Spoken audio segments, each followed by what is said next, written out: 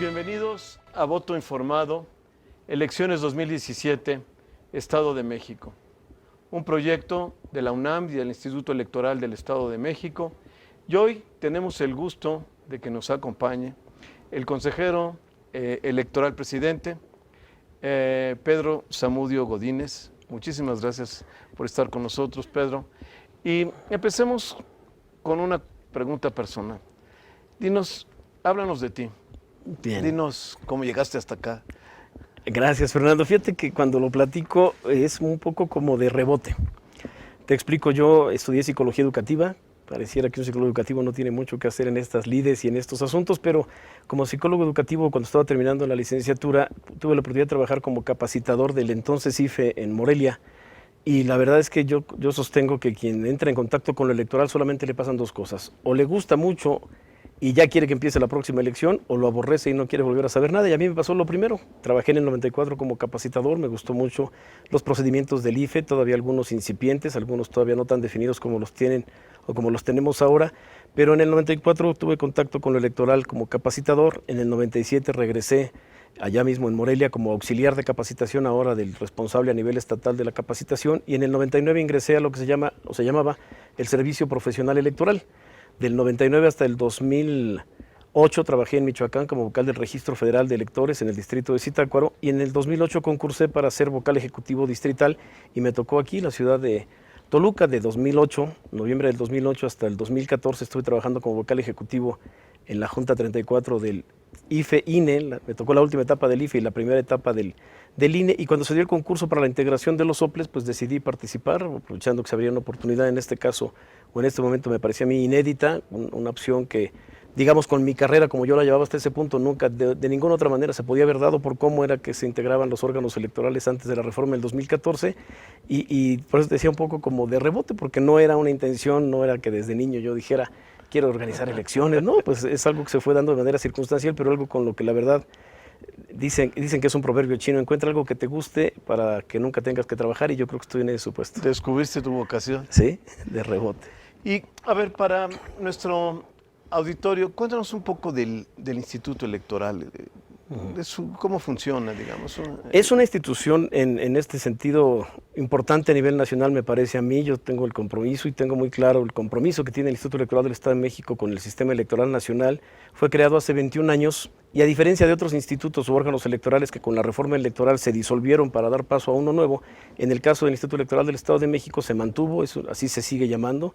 Somos una institución construida a partir del esfuerzo, de la colaboración y de la disposición, me parece que es importante destacarlo, de las fuerzas políticas. Las fuerzas políticas en el Estado de México defienden mucho al instituto porque lo saben y lo sienten se sienten parte del constructo como tal. Entonces somos un instituto sólido, con experiencia acumulada, con, como ustedes pueden ver, capacidades incluso operativas de muy buen nivel, digámoslo, que nos comprometen. No tendríamos, me parece a mí, no tenemos como Instituto Electoral del Estado de México ningún pretexto para decir que algo de lo que nos toca hacer o de lo que podemos hacer no se hizo. Y cuéntanos, ¿cuál piensas tú que sea el reto hoy más importante para ustedes en estas elecciones? En el 2017 tenemos un reto importante derivado también de la reforma electoral de 2014, que está asociado con que es la primera vez que, como tal, el Instituto Electoral del Estado de México lleva la parte, digamos, de la organización de la elección, la documentación y los materiales electorales por su cuenta y responsabilidad, como lo hacíamos siempre, pero la integración de las casillas la hace el INE, que es quien tiene ahora la facultad constitucional de hacerlo. Creo que hemos tenido una muy afortunada respuesta de colaboración con el INE. Es colaboración, le llamo yo, sin subordinación. Son respetuosos los compañeros del INE, de la Junta Local, de oficinas centrales.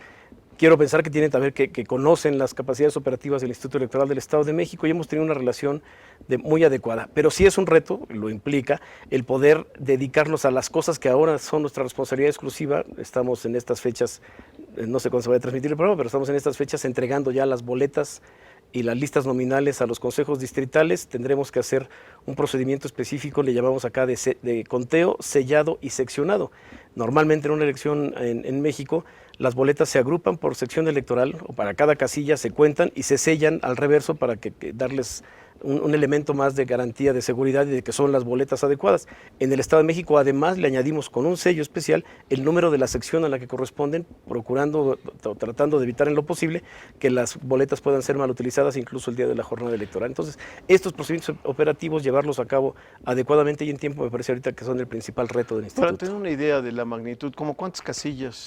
Se instalarán 18.605 casillas en el Estado de México. En el territorio somos más de 11.3 millones de electores. Si empezamos a hacer numeralia, pues tenemos más electores en el Estado de México que varios países de Centroamérica juntos. Seguramente. En un solo municipio como Ecatepec se instalan más de 1.800 casillas, cuando en alguna entidad del país se instala la mitad, por ejemplo, en toda la entidad. Entonces son retos operativos a los que estamos acostumbrados, que durante 21 años hemos podido sortear con efectividad y que estamos seguros que en esta ocasión no será para menos.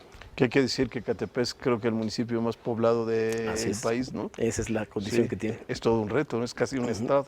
Claro que sí. Y el abstencionismo electoral es un tema, ha sido un tema.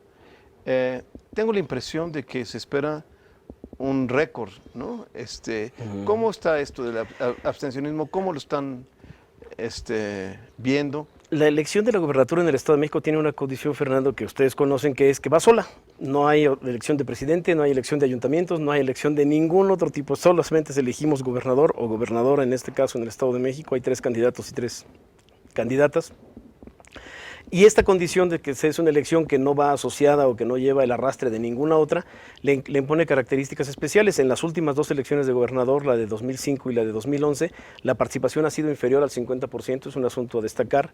Somos una entidad del Estado de México atractora de gente de todo el país. El padrón electoral del Estado de México en el padrón electoral del Estado de México estamos personas nacidas en todo el territorio nacional, incluso en el extranjero ahora con esta posibilidad que existe para registrarse desde allá, y somos una entidad donde la gente viene a trabajar. Sobre todo en algunas zonas del estado tenemos identificado que la gente solamente pernocta en el Estado de México, realmente no siente que vive en el Estado de México, y tenemos también detectado por estudios previos de otras elecciones, identificadas la sección, incluso a nivel de sección electoral, en donde es donde la gente participa menos, y es ahí donde estamos haciendo el mayor énfasis en la promoción. Ustedes pueden ver nuestra difusión, nuestra campaña en este año es dale valor, que la gente entienda el valor que tiene su voto y que cada uno cuenta.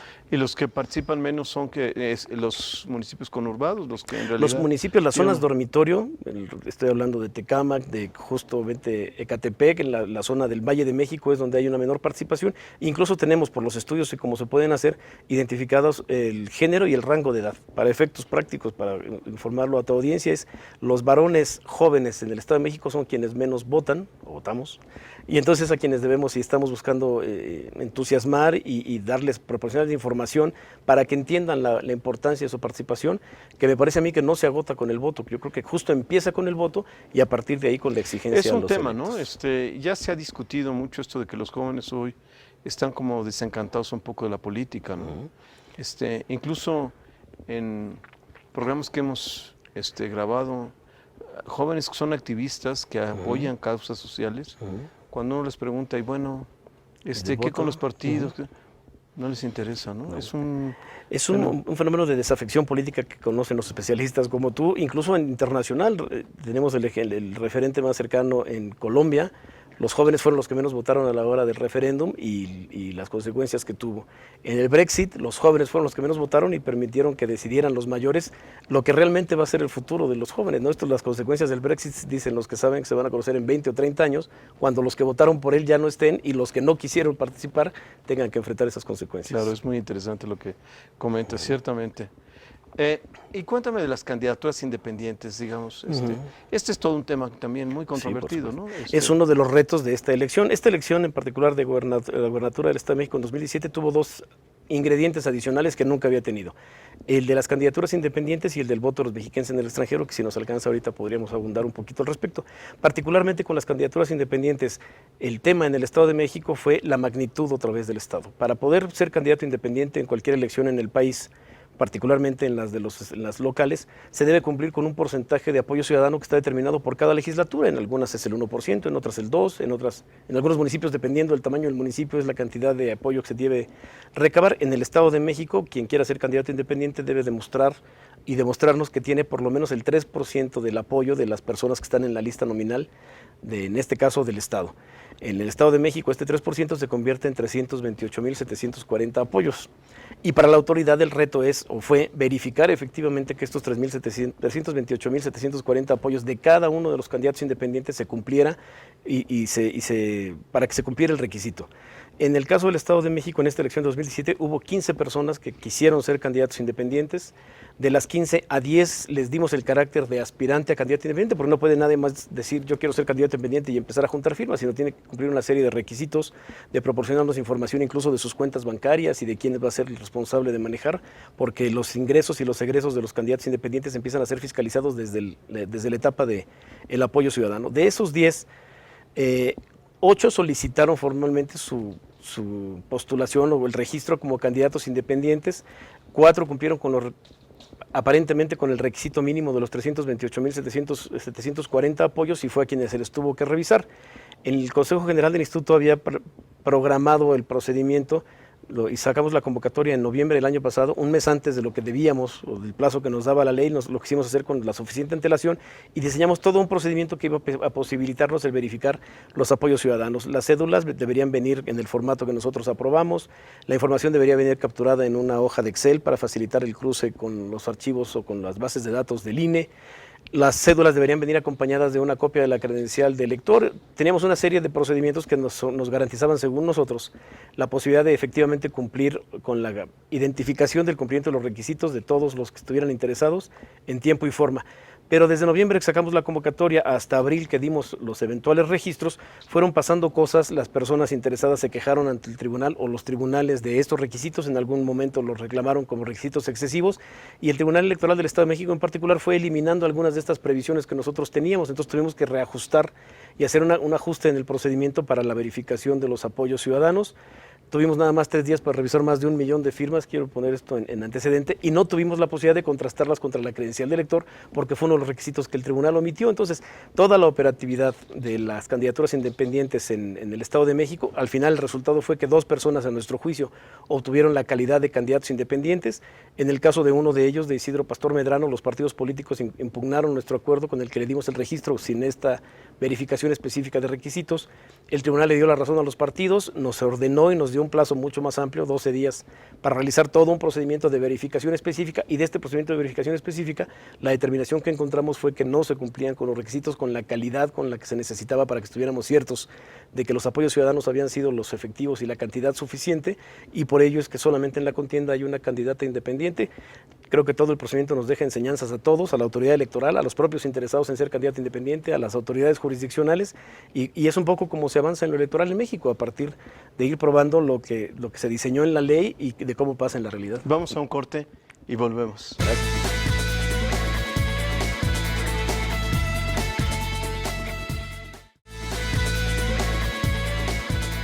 Volvemos, estamos conversando con el consejero presidente Pedro Zamudio Godínez. Estábamos platicando de la organización de la elección y una cuestión, el PREP. Ajá. Ustedes están trabajando todo el PREP, ¿cómo va a funcionar? En el caso del Estado de México, el PREP se desarrolla en el propio instituto. Lo quiero referir así o lo quiero explicar así porque en otras entidades es un servicio que se contrata. Nosotros ya desde hace muchos años tenemos un programa específico permanente de actualización. Incluso acabamos de obtener otra vez una certificación internacional de los procedimientos de nuestro PREP, y lo quiero referir también, un constructo del que los partidos políticos también están muy orgullosos porque han estado al pendiente desde su gestación hasta su actual implementación. El PREP que tenemos diseñado para el 2017 implica la necesidad de digitalizar las actas en nuestros distritos, remitirlas en este caso al centro de cómputo estatal o al centro de captura estatal, donde se estará capturando la información para poderla publicar con la oportunidad suficiente. Tenemos experiencia acumulada al respecto. La cuestión de la digitalización de las actas fue una obligación que impone ahora los procedimientos del INE respecto de los PREP en general, y en el caso del Estado de México, así será cumplida. Ya lo fue en el 2015 y ahora lo vamos a repetir.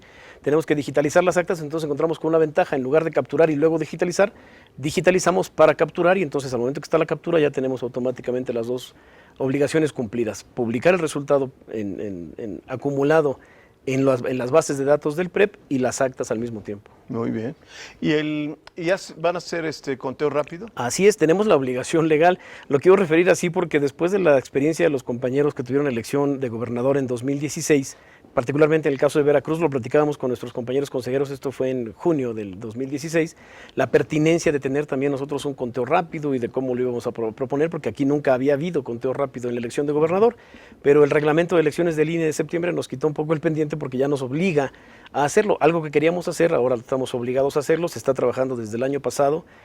El COTECORA es un comité técnico de conteo rápido, ha tomado ya algunas determinaciones importantes. Justo hoy en el Consejo General se aprobaron estos procedimientos.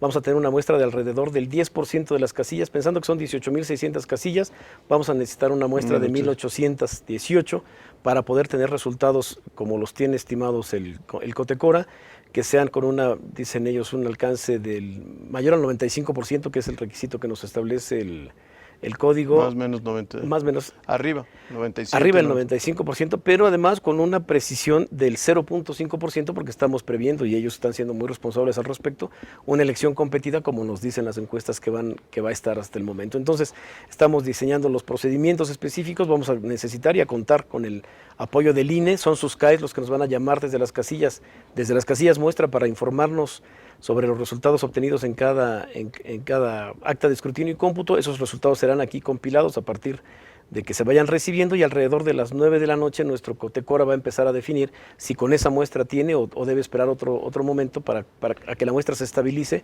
para que me pasen literalmente un sobre cerrado, va a ser un poco así como de los Óscares, un sobre cerrado para que en el Consejo General tu servidor pueda abrirlo y leer los resultados de las estimaciones que el conteo rápido hará de los rangos de votación que obtuvo cada uno de los candidatas y candidatos. Y hay la libertad de empresas para hacer encuestas de salida, ¿las están regulando? Están reguladas. Las encuestas y todos los trabajos demoscópicos, sabes, han sido un tema en las elecciones en México muy controversial. Se ha ido ajustando, me parece que para bien, porque no es lo mismo saber o conocer una encuesta sin saber cómo se levantó, que conocer una encuesta y si tienes la inquietud y la necesidad o el interés, acudir a la página del instituto donde verás esa empresa que publica su encuesta, cuántas personas entrevistó, cuál fue el modelo de cuestionario que aplicó, cuál es el método de estratificación o no que utilizó para seleccionar a sus todos esos asuntos. Creo que todo le añaden certeza para evitar lo que en su momento se trató de evitar, que es que las encuestas fueran un medio de propaganda electoral y se convirtieran en eso, en un medio de información para el elector y para los propios partidos políticos.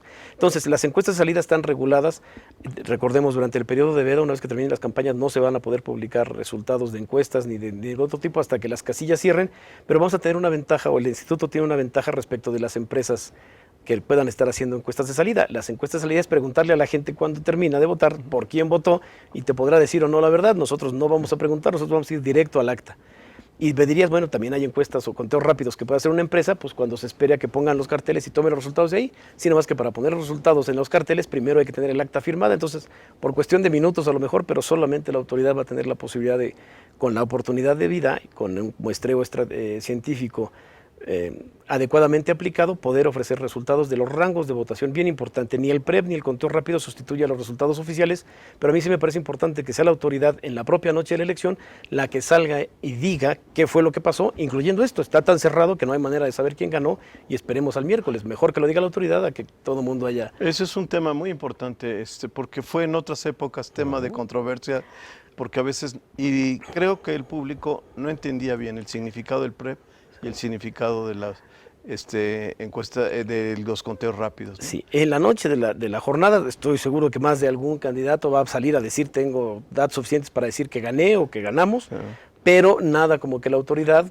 que teóricamente no tiene ningún interés en que gane ninguno de los candidatos o los contendientes, puede ofrecerle a la opinión pública información sólida, científicamente respaldada de qué fue lo que pasó, incluyendo esto. Lo comento porque hicimos el simulacro el domingo pasado y un representante planteaba la posibilidad de, bueno, es que si está muy cerrado, pues mejor no decimos. Y la verdad es que no, el propio reglamento de elecciones nos obliga, por cerrado que esté, lo que tendremos es un texto preparado para decir, como ustedes pueden ver, el intervalo del candidato A y el intervalo del candidato F no permite, se empalman, por lo que no hay posibilidades de definir o de dar una información diferente, ¿no? Pero sí vamos a tener que salir para evitar lo que le pasó al IFE en el 2006, de que por los cercanos resultados mejor no dijo nada y se ocasionó una serie de problemas adicionales. Claro, así es.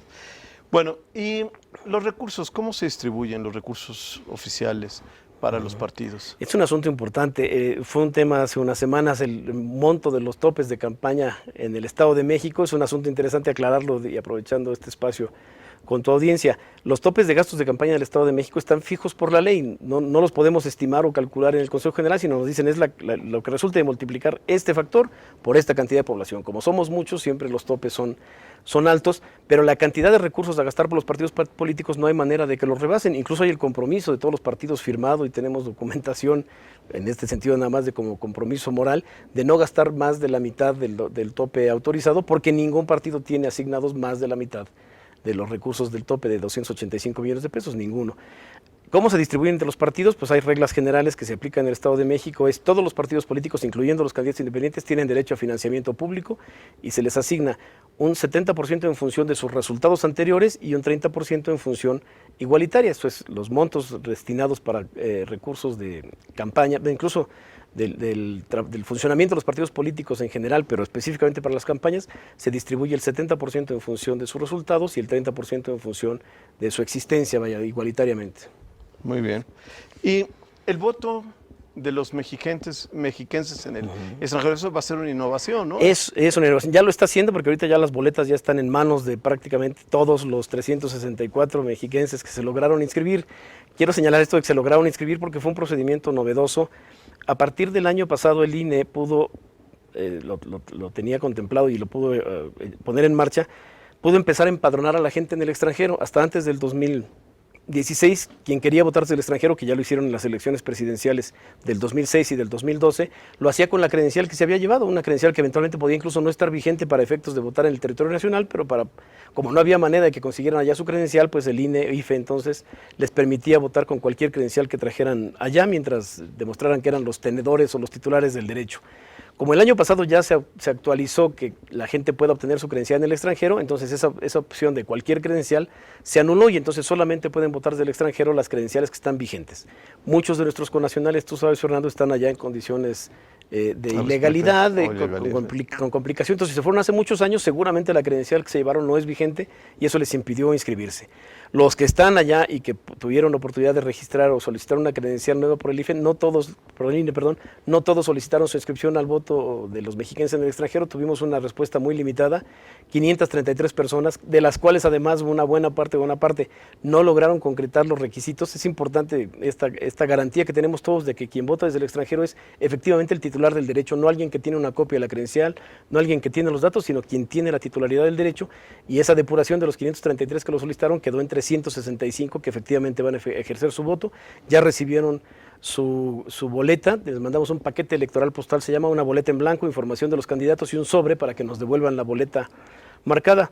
Hace un rato dije 364 porque de esos 365 que efectivamente podrían votar, una joven, entiendo que en Europa, hizo ya su trámite allá para obtener una credencial nueva y eso automáticamente, cuando uno pide una credencial nueva, lo quitamos de la lista nominal hasta que recoge la nueva credencial y como no estará en tiempo para recoger la nueva credencial, incluso ese voto va a ser uno menos. Estamos esperando que de los 364 que recibieron su boleta nos la devuelvan antes del 3 de junio para, igual que con nosotros que votamos aquí en el territorio nacional, instalar una mesa directiva de casilla, vaciar los sobres en una urna y al final en la tarde vaciar esa urna en una mesa y poder hacer el escrutinio de esos votos. Muy bien. Y hablemos de los spots y de las campañas, digamos, todo este problema que es un problema en todas partes, sí, de los spots televisivos y de todo esto. ¿Cómo lo ves tú? ¿Qué opinas? El modelo de comunicación política como lo tenemos, recordemos, durante mucho tiempo los partidos políticos tenían la facultad o la libertad de contratar ellos ante los diferentes medios de comunicación la publicación de sus spots. Esto ocasionaba, recuerdo algún estudio muy interesante, creo que de la UNAM precisamente, de que en año electoral incluso las televisoras en México aumentaban en automático su participación en la bolsa porque sabían que les iba a llegar una inyección importante de recursos. Esto ocasionaba condiciones de inequidad en opinión de los legisladores y yo estoy en parte muy de acuerdo con eso, porque además las televisoras le podían vender a los diferentes candidatos en contienda a unos a un precio y a otros a otro. como buena parte de la responsabilidad que tenemos las autoridades electorales es asegurar condiciones de equidad en la contienda. Las contiendas de suyo son inequitativas porque hay diferentes tamaños de las fuerzas políticas, pero en lo posible buscar las mejores condiciones para garantizar la equidad. Lo primero que se hizo fue poner una taxativa de no le puedes vender a precios diferenciados, porque si a uno le vendes más barato, entonces estarías aportando a su campaña y eso está prohibido por la ley. Este es un asunto interesante que valdría la pena comentar, porque además la regulación de los spots en los medios de comunicación partió de un órgano local. Recuerdo que fue Michoacán, donde para buscar la equidad en la contienda dijeron, no van a contratar ustedes, yo contrato. Yo le pregunto a las televisoras cuánto cuesta, yo les doy el precio y yo les pago, y en fin, ese modelo de regulación llegó a lo que ahora conocemos como que los partidos no puedan destinar recursos económicos a adquirir tiempos en radio y televisión, que solamente pueden utilizar los tiempos del Estado que administra el INE, y que ha llamado una, así peyorativamente me parece a mí conocida como una spotización de la política en México. Realmente es muy complicado que un político logre convencerme o darme elementos en 30 segundos para que yo pueda votar o no por él. Creo que vamos a tener que buscar un modelo o una posibilidad para que con espacios como este los candidatos o los interesados en conocer las propuestas de los candidatos podamos acercarnos de una manera más directa. A mí me gusta mucho el modelo de voto informado y quiero de nuevo agradecer, ya lo había hecho fuera de cámaras, pero agradecer de nuevo a la facultad el esfuerzo que está haciendo para que los mexiquenses tengamos más información para emitir un voto libre y razonado el próximo 4 de junio, porque me parece que es justo esto el modelo que podemos utilizar. Otros espacios de información alternativos para que el interesado encuentre elementos para... Lamentablemente el tiempo se nos termina. Es un tirano.